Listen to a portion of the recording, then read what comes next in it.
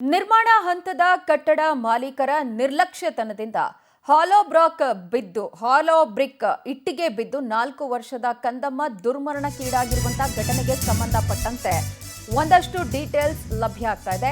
ಬೆಂಗಳೂರಿನ HALನ ಚಿನ್ನಪ್ಪನಹಳ್ಳಿಯಲ್ಲಿ ಸಂಭವಿಸಿರುವ ದುರ್ಘಟನೆ ಇದು. ಶ್ರೀಶೈಲ್ ಮತ್ತು ಮಮತಾ ದಂಪತಿಯ ಪುತ್ರಿ 4 ವರ್ಷದ ಮಗು ಮನುಶ್ರೀ ಸಾವಿಗೀಡಾಗಿರುವ ಬಾಲಕಿ. ನಿರ್ಮಾಣ ಹಂತದ ಕಟ್ಟಡದಿಂದ ಹಾಲೋ ಬ್ರಿಕ್ ಬಿದ್ದಂತ ಪರಿಣಾಮ ಶೀಟ್ ಪುಡಿ ಪುಡಿಯಾಗಿ ಪುಟ್ಟ ಕಂದನ ಮೇಲೆ ಬಿದ್ದಿದೆ. ಆ ಇಟ್ಟಿಗೆಗಳು ತಲೆಗೆ ಬಲವಾದ ಪೆಟ್ಟು ಬಿದ್ದ ಪರಿಣಾಮ ಮಗು ಮನುಶ್ರೀ ಸಾವನ್ನಪ್ಪಿದ್ದಾಳೆ. ಶ್ರೇಯಾನ್ ಮತ್ತು ಶೇಖರ್ ಎಂಬ ಮತ್ತಿಬ್ಬರು ಮಕ್ಕಳಿಗೆ ಗಂಭೀರ ಸ್ವರೂಪದ ಗಾಯಗಳಾಗಿದೆ. ಸದ್ಯ ಆ ಮಕ್ಕಳಿಗೆ ರೇನ್ಬೋ ಆಸ್ಪತ್ರೆಯಲ್ಲಿ ಟ್ರೀಟ್ಮೆಂಟ್ ಕೊಡಿಸಲಾಗ್ತಿರುವಂತಹ ಡೀಟೇಲ್ಸ್ ಲಭ್ಯ ಆಗ್ತಾ ಇದೆ. ನಾವು ಗಮನಿಸ್ತಾ ಇದ್ದೀವಿ, ಶೀಟ್ ಮನೆ ಅದು. ಆ ಮಕ್ಕಳೆಲ್ಲ ಏನು ಬೀದಿಲಿ ಆಟ ಆಡ್ತಾ ಇರಲಿಲ್ಲ. ಆ ಮಕ್ಕಳೆಲ್ಲ ಮನೆಯಲ್ಲಿದ್ದಿದ್ದು 4 ಮಕ್ಕಳು. ಇನ್ಫ್ಯಾಕ್ಟ್ ಒಂದು ತಿಂಗಳ ಮಗು. ಆ ತಾಯಿ, ಈ ಮಗು ಮನುಶ್ರೀ ಏನು ಸಾವಿಗೀಡಾಗಿದ್ದಾಳೆ, ಆಕೆಯ ತಾಯಿ ಬಾಣಂತನಕ್ಕೋಸ್ಕರ ತನ್ನ ಸಹೋದರಿಯ ಮನೆಗೆ ಬಂದಿದ್ದು. ಆ ಪಕ್ಕದಲ್ಲೇ ಒಂದು ನಿರ್ಮಾಣ ಹಂತದ ಕಟ್ಟಡ ಏನಿತ್ತಲ್ಲ, ಅಲ್ಲಿಂದ ಸಿಮೆಂಟ್ ಇಟ್ಟಿಗೆ, ಹಾಲೋ ಬ್ರಿಕ್ ಅಂತ ಕರಿತೀವಲ್ಲ, ಅದು ಬಿದ್ದಂಥ ಪರಿಣಾಮ ಈ ಮನೆಯ ಶೀಟ್ ಎಲ್ಲ ಒಡೆದು ಹೋಗಿ ಆ ಮಕ್ಕಳ ಮೇಲೆ ಬಿದ್ದಿದೆ. ಒಟ್ಟು 3 ಮಕ್ಕಳು, ಅದರಲ್ಲಿ 2 ಮಕ್ಕಳಿಗೆ ಗಂಭೀರ ಸ್ವರೂಪದ ಗಾಯಗಳಾಗಿದೆ ಅಂತ ಹೇಳಿ ಡೀಟೇಲ್ಸ್ ಇದೆ. ರೇನ್ಬೋ ಹಾಸ್ಪಿಟಲ್ನಲ್ಲಿ ಟ್ರೀಟ್ಮೆಂಟ್ ಕೊಡಲಾಗ್ತಾ ಇದೆ. ಮತ್ತೊಂದು ಮಗು ಮನುಶ್ರೀ ಸಾವನ್ನಪ್ಪಿರೋದು. ಮನೆ ಒಳಗಿನ ದೃಶ್ಯವನ್ನ ಕೂಡ ನಾವು ಗಮನಿಸ್ತಾ ಇದ್ದೀವಿ. ಆ ಮನೆಯ ಒಳಗಿದ್ದಂತಹ ಎಲ್ಲ ವಸ್ತುಗಳು ಚೆಲ್ಲಾಪಿಲ್ಲಿಯಾಗಿದೆ. ಶೀಟ್ ಎಲ್ಲ ಯಾವ ರೀತಿ ಬಿದ್ದಿದೆ ಅನ್ನುವಂಥದ್ದನ್ನು ಗಮನಿಸಿದ್ವಿ. ಇನ್ನು ಈ ಮೃತ ಮಗುವಿನ ಪೋಷಕರ ಕುರಿತಾದಂಥ ಡೀಟೇಲ್ಸ್ ಕೂಡ ಲಭ್ಯ ಆಗ್ತಾ ಇದೆ. ಬಾಗಲಕೋಟೆ ಮೂಲದ ದಂಪತಿ ಇವರು ಅಂತ ಹೇಳಿ ಗೊತ್ತಾಗ್ತಾ ಇದೆ. ಬೆಂಗಳೂರಿನ ಬನಶಂಕರಿಯಲ್ಲಿ ಈ ದಂಪತಿ ಶ್ರೀಶೈಲ್ ಮತ್ತು ಮಮತಾ ವಾಸ ಮಾಡ್ತಾ ಇದ್ರು. ಚಿನ್ನಪ್ಪನಹಳ್ಳಿಯ ಅಕ್ಕನ ಮನೆಗೆ ಮಗುವಿನ ತಾಯಿ ಬಂದಿದ್ರು ಬಾಣಂತನಕ್ಕೋಸ್ಕರ. ಈ ಸಂದರ್ಭ ಶ್ರೀನಿವಾಸಲು ಅನ್ನೋರಿಗೆ ಸೇರಿದ್ದ ನಿರ್ಮಾಣ ಹಂತದ ಕಟ್ಟಡದ ಇಟ್ಟಿಗೆ ಬಿದ್ದಂತ ಪರಿಣಾಮ ಈ ದುರ್ಘಟನೆ ಸಂಭವಿಸಿದೆ. ಸದ್ಯ ಕಟ್ಟಡ ಮಾಲೀಕರ ವಿರುದ್ಧ HAL ಠಾಣೆಯಲ್ಲಿ ಕೇಸ್ ದಾಖಲಾಗಿರುವಂತಹ ಡೀಟೇಲ್ಸ್ ಲಭ್ಯ ಆಗ್ತಾ ಇದೆ. 4ನೇ ಫ್ಲೋರ್ನಿಂದ, ನಿರ್ಮಾಣ ಹಂತದ ಕಟ್ಟಡದ 4ನೇ ಫ್ಲೋರ್ನಿಂದ ಹಾಲೋ ಬ್ರಿಕ್ ಕೆಳಗೆ ಬಿದ್ದಂತ ಪರಿಣಾಮ 4 ವರ್ಷದ ಮಗು ಸಾವನ್ನಪ್ಪಿರೋದು. ನಿನ್ನೆ ಮಧ್ಯಾಹ್ನ ಸುಮಾರು 2:30 ಹೊತ್ತಿಗೆ ಈ ದುರ್ಘಟನೆ ಸಂಭವಿಸಿದೆ ಅಂತ ಹೇಳಿ ಗೊತ್ತಾಗ್ತಾ ಇದೆ. ಏಕಾಏಕಿ ಕಟ್ಟಡದಿಂದ 4-5 ಇಟ್ಟಿಗೆಗಳು ಶೀಟ್ ಮೇಲೆ ಬಿದ್ದಿದೆ. ಆ ಇಟ್ಟಿಗೆಗಳು ಬಿದ್ದಂಥ ಪರಿಣಾಮ ಆ ಮನೆಯ ಶೀಟು ಒಡೆದು ಹೋಗಿರೋದು. ಮಗುವು ಸೇರಿದಂತೆ 2 ಮಕ್ಕಳ ಮೇಲೆ ಬಿದ್ದಿರೋದು. ಈ ಮೃತ ಮಗುವು ಸೇರಿದಂತೆ ಇನ್ನೂ 2 ಮಕ್ಕಳ ಮೇಲೆ ಬಿದ್ದಿದೆ ಈ ಶೀಟು, ಇಟ್ಟಿಗೆ ಎಲ್ಲ. ಹಾಗಾಗಿ ಶ್ರೀಶೈಲ್ ಮತ್ತು ಮಮತಾ ದಂಪತಿಯ 4 ವರ್ಷದ ಮಗು ಮನಸ್ವಿ ಸಾವನ್ನಪ್ಪಿದೆ. ಯಾವ ಕಾರಣಕ್ಕೆ ಇಟ್ಟಿಗೆ ಬಿತ್ತು? ಆ ಕೆಲಸಗಾರರ ನಿರ್ಲಕ್ಷ್ಯತನನ, ಆ ಮೇಸ್ತ್ರಿ ಏನು ಮಾಡ್ತಾ ಇದ್ರು, ಈ ಅವಘಡ ಸಂಭವಿಸಿದ ಹೇಗೆ ಅನ್ನುವಂತಹ ಒಂದಷ್ಟು ಪ್ರಶ್ನೆಗಳಿದೆ.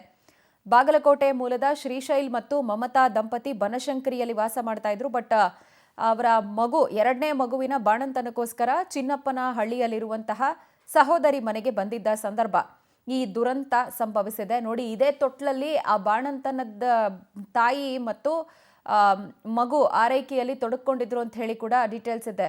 ಅದೃಷ್ಟವಶಾತ್ ಆ ಮಗುಗೇನಾಗಿಲ್ಲ. ಬಟ್ ಒಟ್ಟು 3 ಮಕ್ಕಳು ಈ ಅವಘಡದಲ್ಲಿ ದುರಂತಕ್ಕೀಡಾಗಿರೋದು. 2 ಮಕ್ಕಳ ಪರಿಸ್ಥಿತಿ ಗಂಭೀರವಾಗಿದ್ದು ಅವುಗಳನ್ನು ಆಸ್ಪತ್ರೆಗೆ ದಾಖಲು ಮಾಡಲಾಗಿದೆ ಅಂತ ಹೇಳಿ ಡೀಟೇಲ್ಸ್ ಇದೆ. ಸಿಮೆಂಟ್ ಇಟ್ಟಿಗೆಗಳು ಬಲವಾಗಿ ತಲೆ ಮೇಲೆ ಬಿದ್ದಂಥ ಪರಿಣಾಮ ಮಗು ಮನಸ್ವಿ ಸಾವನ್ನಪ್ಪಿರೋದು. ಇಟ್ಟಿಗೆಗಳು ಎತ್ತೋದಕ್ಕೇನೆ ಎಷ್ಟು ಕಷ್ಟ ಇರುತ್ತೆ. ಇನ್ನು 4ನೇ ಫ್ಲೋರಿಂದ ಇಟ್ಟಿಗೆ ಬಿದ್ದಿದೆ ಅಂತ ಹೇಳಿದ್ರೆ ಆ ಜೀವ ತಡ್ಕೊಳ್ಳೋಕೆ ದೊಡ್ಡವ್ರ ಕೈಲೇ ಸಾಧ್ಯ ಆಗಲ್ಲ. ಇನ್ನು ಮಕ್ಕಳು ಎಲ್ಲಿಂದ ತಡ್ಕೊಳಕ್ಕಾಗತ್ತೆ? ಏಕಾಏಕಿ 4ನೇ ಫ್ಲೋರ್ನಿಂದ ಸುಮಾರು 4-5 ಇಟ್ಟಿಗೆಗಳು ಈ ಮನೆ ಮೇಲೆ ಬಿದ್ದಿದೆ. ಅದರ ಪರಿಣಾಮ ಅದು ಶೀಟ್ ಮನೆ ಆಗಿದ್ದರಿಂದಾಗಿ ಶೀಟ್ ಎಲ್ಲ ಒಡೆದು ಆ ರೂಮ್ಗೆ ಬಿದ್ದಿರುವಂಥದ್ದನ್ನು ನಾವು ಗಮನಿಸ್ತಾ ಇದ್ದೀವಿ. ದುರದೃಷ್ಟವಶಾತ್ ಒಂದು ಮಗು 4 ವರ್ಷದ ಮನುಶ್ರೀ ಸಾವನ್ನಪ್ಪಿರೋದು. 2 ಮಕ್ಕಳು ಚಿಕಿತ್ಸೆಯನ್ನು ಪಡ್ಕೊಳ್ತಾ ಇದೆ. ಆ್ಯಂಡ್ ಆ ತಾಯಿಗೆ ಕೂಡ ಸಣ್ಣ ಮಟ್ಟದ ಗಾಯಗಳಾಗಿದ್ದು ಆಕೆಗೆ ಕೂಡ ಹೊಲಿಗೆಗಳನ್ನು ಹಾಕಿದ್ದಾರೆ ಅಂತ ಹೇಳಿ ಗೊತ್ತಾಗ್ತಾ ಇದೆ. ಮೇಲ್ಗಡೆ ಶೀಟ್ ಏನಿದೆ, ಮೇಲ್ಗಡೆಯಿಂದ ಕಲ್ಲು ಬಿದ್ದಿದೆ. ಕಲ್ಲು ಬಿದ್ದಿರೋದು ಶೀಟ್ ಏನಾಗಿದೆ, ಪ್ರೆಸ್ಗೆ ಎಲ್ಲ ಒಡೆದೋಗಿರೋದು ಮನೆ ಫುಲ್ಲು. ಅಲ್ಲಿ ಮನೇಲಿ ಎಷ್ಟು 4 ಜನ ಚಿಕ್ಕ ಮಕ್ಕಳು ಊಟ ಮಾಡ್ತಾವ್ರೆ. ಚಿಕ್ಕ ಮಕ್ಕಳ ಮೇಲೆ ಬಿದ್ದಿರೋದು. ಏನಾಗಿದೆ ಗೊತ್ತಿಲ್ಲ. ತಲೆ ಒಂದ್ ಚಿಕ್ಕ ಮಗು ಜೀವಕದಲ್ಲಿ ಅಂತ ಅದಕ್ಕೆ ಏನಾಗಿದೆ ಗೊತ್ತಿಲ್ಲ ನಮ್ಗೆ. ಈ ಕಡೆ ಓನರ್ ಎಲ್ಲ ಬಂದ್ಬಿಟ್ಟು ಹೋಗಿದಾರೆ ಅಂತ ಹೇಳಿದ್ರು ಅವರು. ಇವರು ಈ ನಮ್ಮನ ಓನರ್ ಜೊತೆ ಮಾತಾಡ್ಬಿಟ್ಟು ಏನಂದ್ರೆ ಈ ಮನೆ ಇದೆಯಲ್ಲ, ಈ ಮನೆ ಪಕ್ಕದಲ್ಲಿ ಇರೋದೇ ನಮ್ಮ ಮನೆ. ಒಂದ್ಕಲ್ ಈ ಕಡೆ ನಮ್ಮ ಮನೆಗಳು ಬಿದ್ದಂದ್ರೆ ಅಲ್ಲಿ ಇದೇ ಸೇಮ್. ನಾವು ಒಂದು ಪಾಪು ಎಷ್ಟು 3 ವರ್ಷ ಇದೆ, 3 ವರ್ಷ 4 ವರ್ಷದ ಹುಡುಗ. ಅಲ್ಲಿದೆ ನೋಡಿ ಮೇಲ್ಗಡೆ ಶೀಟ್ ಏನಿದೆ, ಮೇಲ್ಗಡೆಯಿಂದ ಕಲ್ ಬಿದ್ದಿದೆ. ಕಲ್ ಬಿದ್ದಿರೋದೇ ಶೀಟ್ ಏನಾಗಿದೆ ಪ್ರೆಸ್ಗೆ ಎಲ್ಲ ಒಡೆದೋಗಿರೋದು ಮನೆ ಫುಲ್ಲು. ಅಲ್ಲಿ ಮನೇಲಿ ಎಷ್ಟು 4 ಜನ ಚಿಕ್ಕ ಮಕ್ಕಳು ಊಟ ಮಾಡ್ತಾವ್ರೆ. ಚಿಕ್ಕ ಮಕ್ಕಳ ಮೇಲೆ ಬಿದ್ದಿರೋದು ಏನಾಗಿದೆ ಗೊತ್ತಿಲ್ಲ. ತಲೆ ಒಂದ್ ಚಿಕ್ಕ ಮಗು ಜೀವಿಕದಲ್ಲಿ ಅಂತ ಅದಕ್ಕೆ ಏನಾಗಿದೆ ಗೊತ್ತಿಲ್ಲ ನಮ್ಗೆ. ಈ ಕಡೆ ಓನರ್ ಎಲ್ಲ ಬಂದ್ಬಿಟ್ಟು ಹೋಗಿದಾರೆ ಅಂತ ಹೇಳಿದ್ರು ಅವರು. ಇವರು ಈ ನಮ್ಮನ ಓನರ್ ಜೊತೆ ಮಾತಾಡ್ಬಿಟ್ಟು ಏನಂದ್ರೆ ಈ ಮನೆ ಇದೆಯಲ್ಲ, ಈ ಮನೆ ಪಕ್ಕದಲ್ಲಿ ಇರೋದೇ ನಮ್ಮ ಮನೆ. ಒಂದ್ಕಲ್ ಈ ಕಡೆ ನಮ್ಮ ಮನೆಗಳು ಬಿದ್ದಂದ್ರೆ ಅಲ್ಲಿ ಇದೇ ಸೇಮ್. 3 ಗಂಟೆಗೆ ಆಗ್ಯದ್ರಿ. ಮಕ್ಕಳೆಲ್ಲ ಸ್ಕೂಲ್ನಿಂದ ಬಂದಿದ್ದಾವ. ಸ್ಕೂಲ್ನಿಂದ ಬಂದೆ ಊಟ ಮಾಡಾಕತ್ತಾವ್ರಿ. ಅವ್ರು ಚಿಕ್ಕಮ್ಮನು 2 ಮಕ್ಕಳು, ಇವ್ರು ದೊಡ್ಡಮ್ಮನು 2 ಮಕ್ಕಳು, 4 ಮಕ್ಕಳು. 4 ಮಕ್ಕಳದಾಗ ಒಂದ್ ಚಿಕ್ಕ ಕೂಸುರಿ 1 ತಿಂಗಳ ಮ್ಯಾಗ 10 ದಿನದಾದ್ರಿ. ಅದು ಈ ಜೋಕಲ್ಲೆಲ್ಲ ಐತ್ರಿ. ಆ ಪಾಪುಗೆ ಏನಾಗಿಲ್ವಿ. ಇನ್ನೊಂದು ಪಾಪುಗೂ ತಲೆ ಮ್ಯಾಗ ಕಲ್ ಬಿದ್ದು ಪೆಟ್ಟಾಗ್ಬಿಟ್ಟೈತ್ರಿ.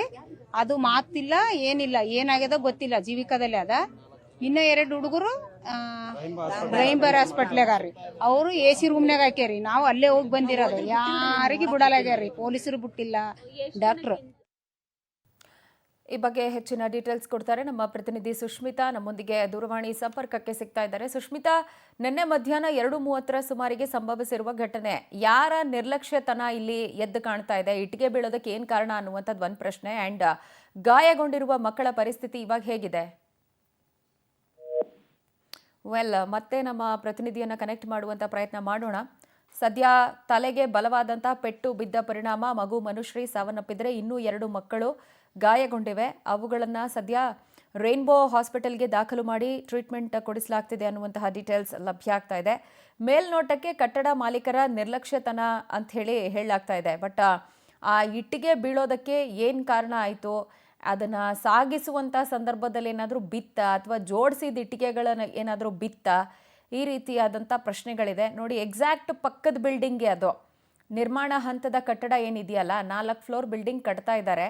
ಆ್ಯಂಡ್ ಆ ಇಟ್ಟಿಗೆ, ಅದಕ್ಕೆ ತೆಗೆದುಕೊಂಡು ಹೋಗ್ತಾ ಇದ್ದಂಥ ಇಟ್ಟಿಗೆ ಹಾಲೋ ಬ್ರಿಕ್, ಅದು ಮನೆ ಮೇಲೆ ಬಿದ್ದಂಥ ಪರಿಣಾಮ ಅದು ಶೀಟ್ ಮನೆ ಆಗಿರುವ ಕಾರಣ ಆ ಶೀಟ್ಗಳೆಲ್ಲ ಒಡೆದು ಹೋಗಿದೆ.